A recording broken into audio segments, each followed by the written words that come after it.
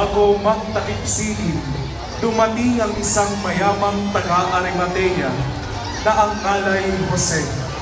Siya'y alagad din ni Jesus. Lumapit siya kay Pilato at hiningi ang bangkay ni Jesus. Iniutos naman ni Pilato na ibigay ito sa kanya.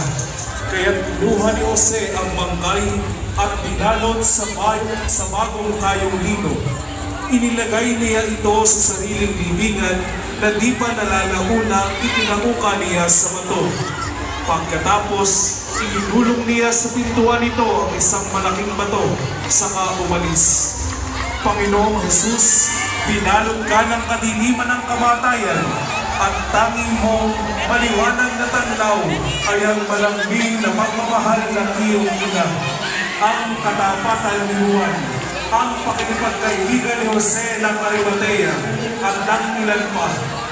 Hinihimlay ka sa libingan tulad ng isang napakahalagang kayamanang itinago sa baul, tulad ng isang butil na ibinaon sa lupa. Binigyan ng kahulugan at pag-isang ang aming libing.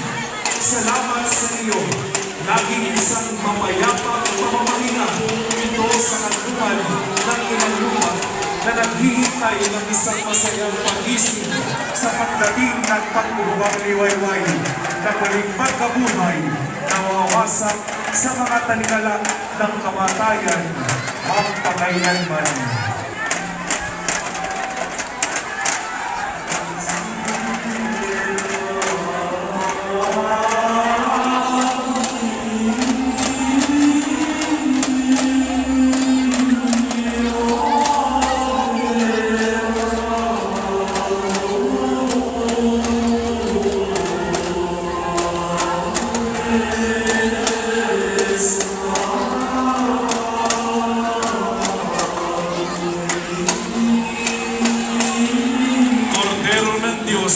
Na nag-aalis ng mga kasalanan ng sanlibutan.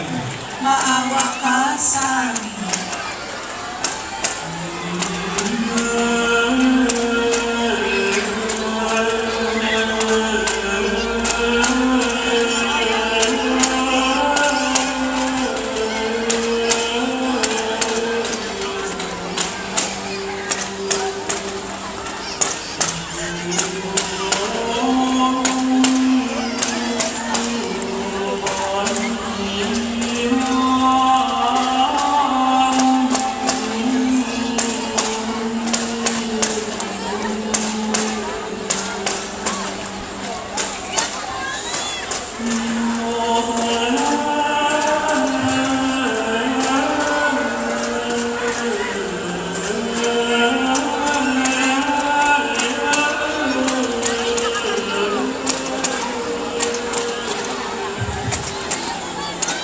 Pag hindi ninyo nilagyan ng kaayusan yan, ipapatigil ko at sa taon, hindi nakasama yan. Mag-ayos kayo! Mag-ayos kayo! Lagyan ng kaayusan! Mag-ayos kayo!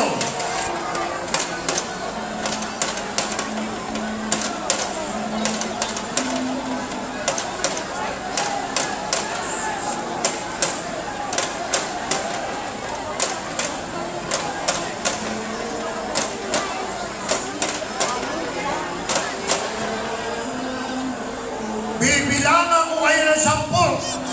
Pag naka-10, ibabalik yan doon. 1, 2, 3, 4, 5, 6, sumunod kayo. 4, 5. Mga lasing ay. Mga lasing kasi. Sumunod kayo. Lagyan ng kaayusan.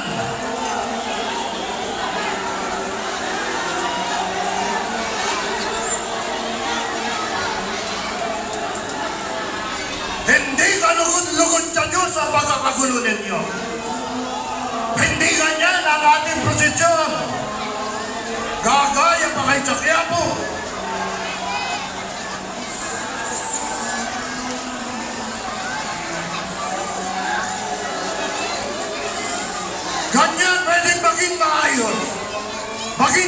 lugod ang ating gawain. Ang pananampalataya ay nasa puso, hindi sa pagkakagulo.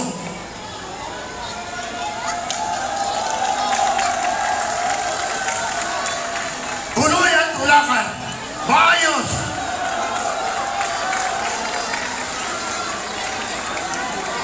Ayusin! Ayusin!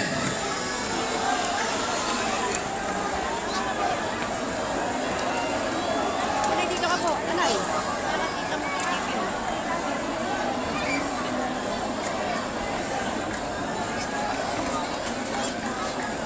Ay mga kuya, ayos na yan. Ayos na yan. Huwag kayong padaig. Hindi kayo padadaig. Pag hindi tayo nakaayos, panalo ang demonyo. Hindi panalo si Jesus. Walang holy water, pinangalis. Ako'y sumunod lamang. Nainsensuhan ko na yan. Diretso, lakad!